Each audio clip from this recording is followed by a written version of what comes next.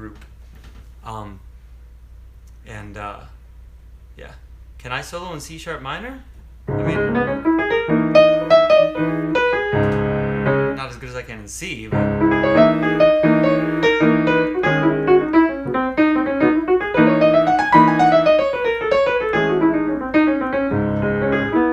Yeah, you have to learn to solo in all the keys. Practice in practice in all the keys if you're going to play professionally, because you have to know how to solo in C sharp minor and play everything in C sharp minor.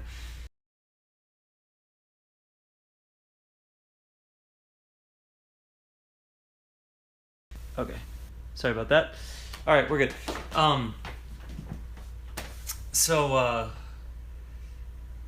I don't know when we're coming to Dallas. You should request us at a jazz club there. Polyrhythmic is the name of the band, and I'm Greg Spiro. Anyway, fourths are this. Whoops.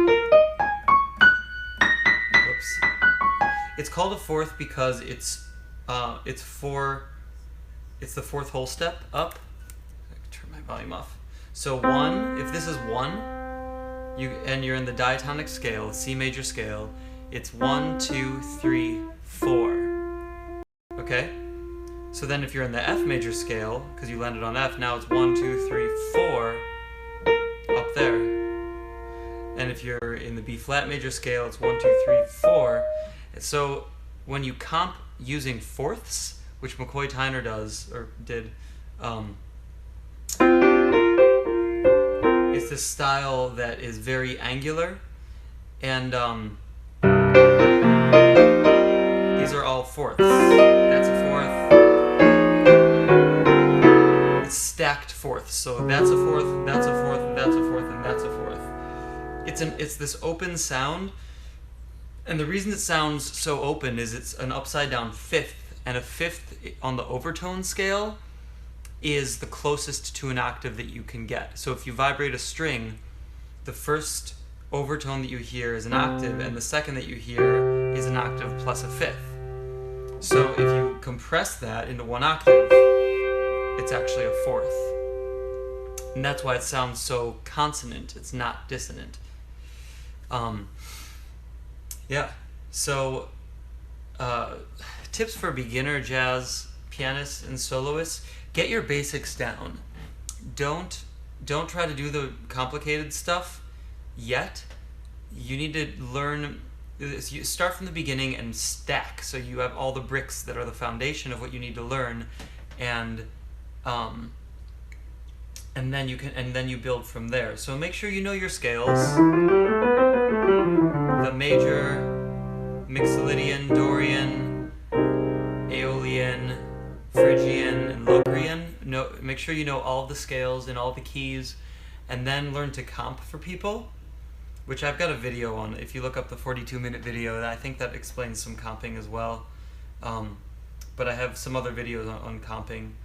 And then when you learn to solo, you don't need to learn a ton. Just like learn a couple specific basic things, and then use those musically. Learn to use those musically. So like learn enclosures, which just means taking a note and getting to it by half steps.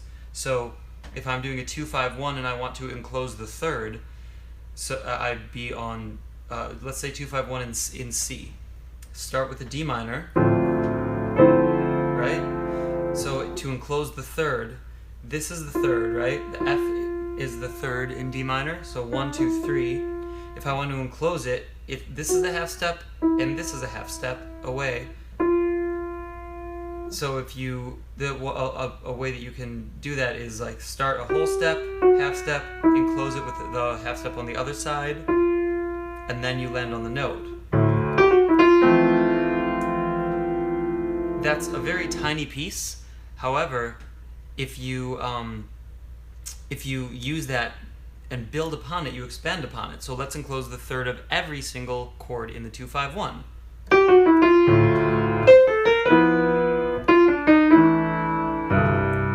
Right? Now it begins to sound like jazz. And the jazz vocabulary is built on enclosures. So like...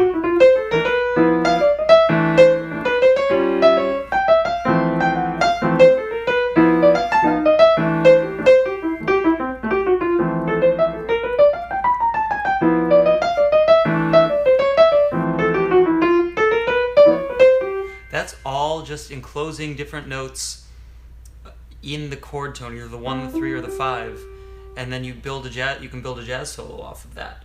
A mistake that a lot of people make is learning these long stretches of vocabulary and not knowing how to use them.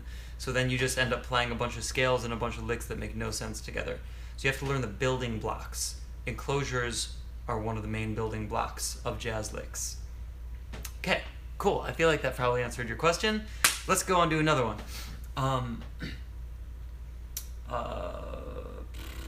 What else? Oh, you're working on my scales every day? Thank you.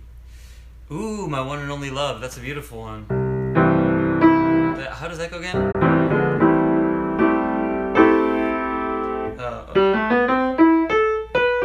That's it. Ah, yeah.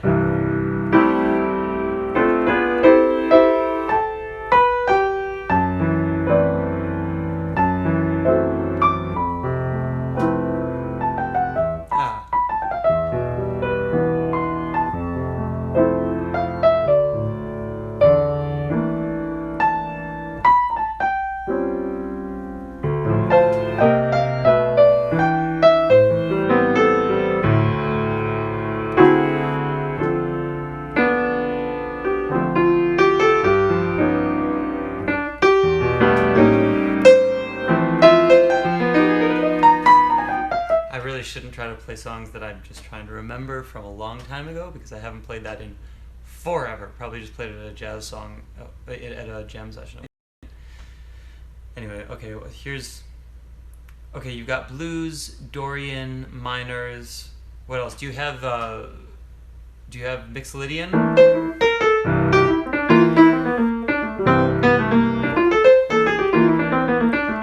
The blues is built on Mixolydian scales. This is F Mixolydian to C Mixolydian to G Mixolydian to F Mixolydian.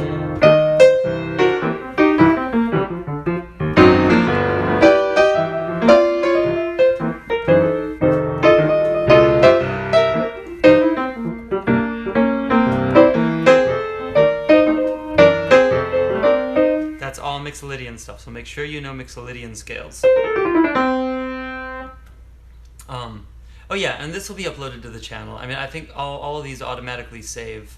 Oh wow, it's 3 a.m. in Israel. What's up, fellow Hebes?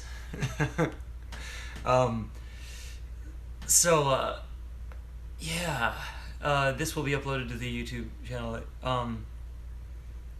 I mean, so bread jerky. If you want to send me sheet music and want me to play a small amount of it, I could do that in a like a one-on-one lesson setting if you want to do that, and I can help you with that sheet music. Be more than happy to. Just email me. Here's my email. I'm going to type it here, gns134@gmail.com. if you want to email me to talk about doing a private lesson, which I do via Skype. Okay, is it good discipline to play solos with just a few choices? That is a phenomenal question. And the answer is a resounding yes. So one of the things that I like to do is take a standard and pick and limit myself to 1 octave to solo. So let's just talk about Olio.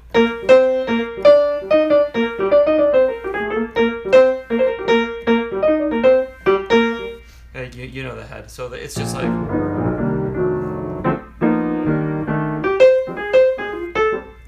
Sorry. That's the thing about live videos, is you can't correct yourself when you play a bad note. You can't just stop and start over. Mike P, just hit me up. All right, so where are we? So we're talking about limitations in practicing solos.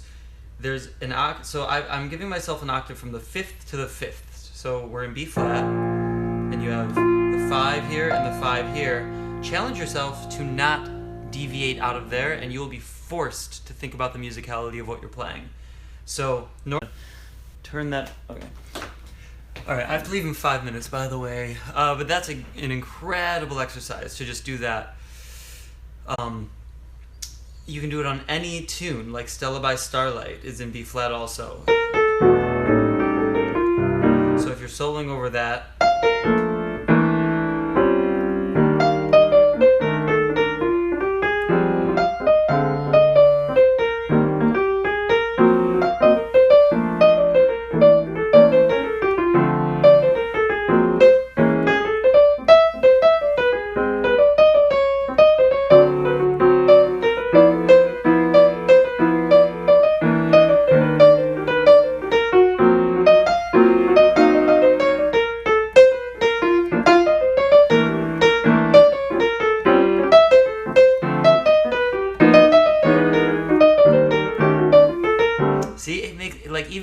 me, it makes my phrasing better when I stick in that octave, because you're thinking you only have 12 notes to choose from, and it makes you be musical.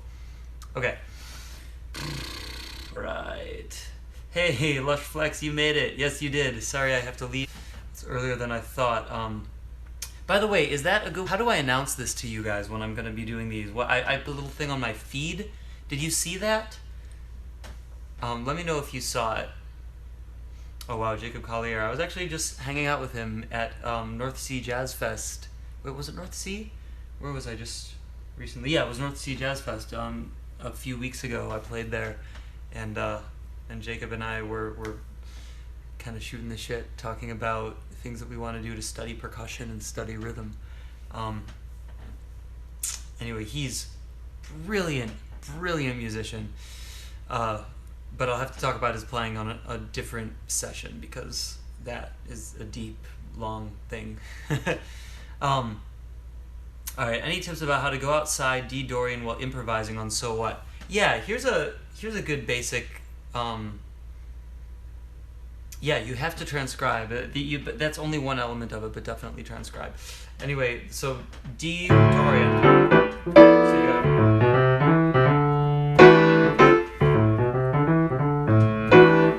Going straight to the solo. If you're soloing like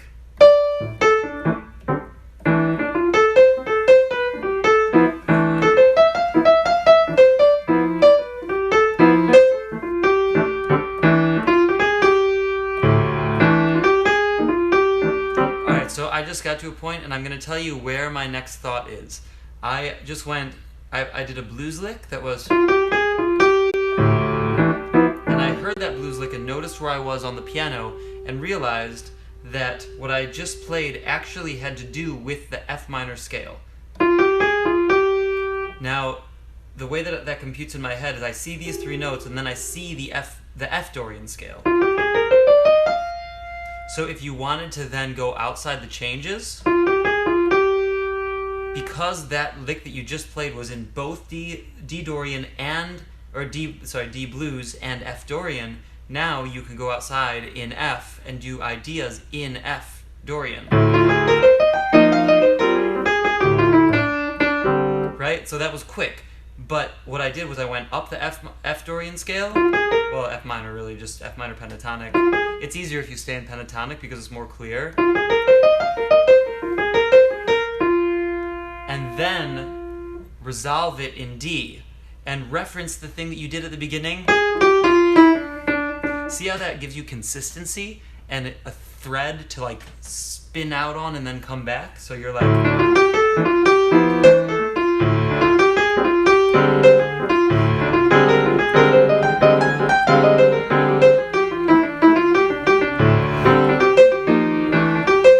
See, I like went out, out, out, and back.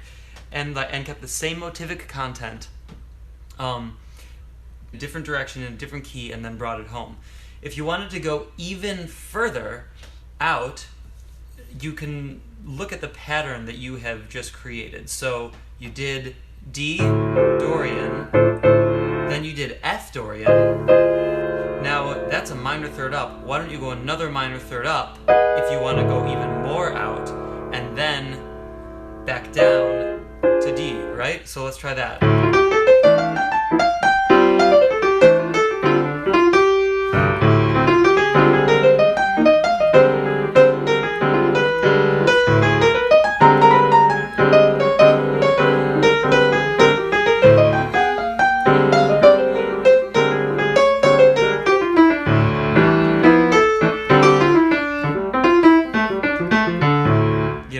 That's how you go out and back and back.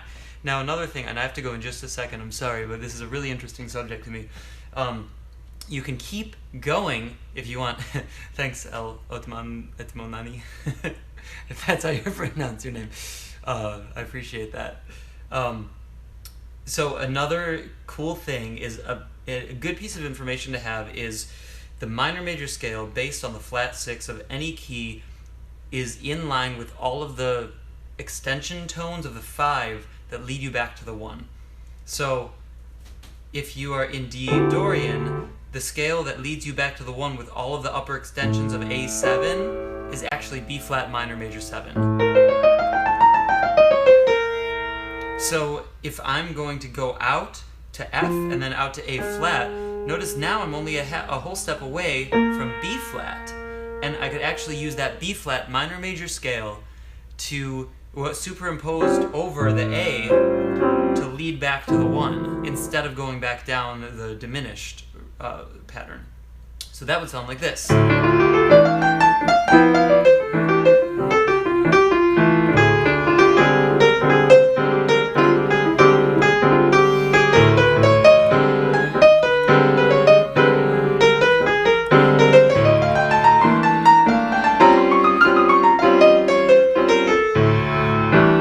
Isn't that cool? I actually ended on basically an A7, but it was superimposed with the B flat minor major 7 was superimposed over that, which is so exciting.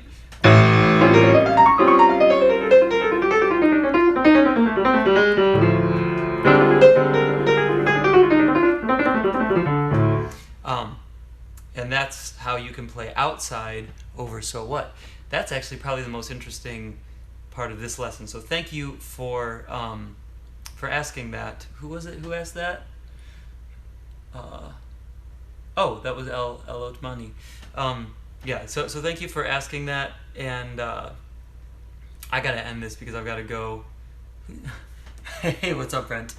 How's it going? So I've gotta go now. I'm really sorry. I said this would start at 5, but it's actually ending at 5 because I have to go take this yoga class. But if you will let me know the best way to let you know about these things in the future. In fact, if you could just leave it, this video is going to go up as a recording, so just let me know on the comment section of the video how I should let you know about these in the future, and then I'll keep you posted and I'll keep doing more of these. And thank you very much for tuning in. All right, bye guys.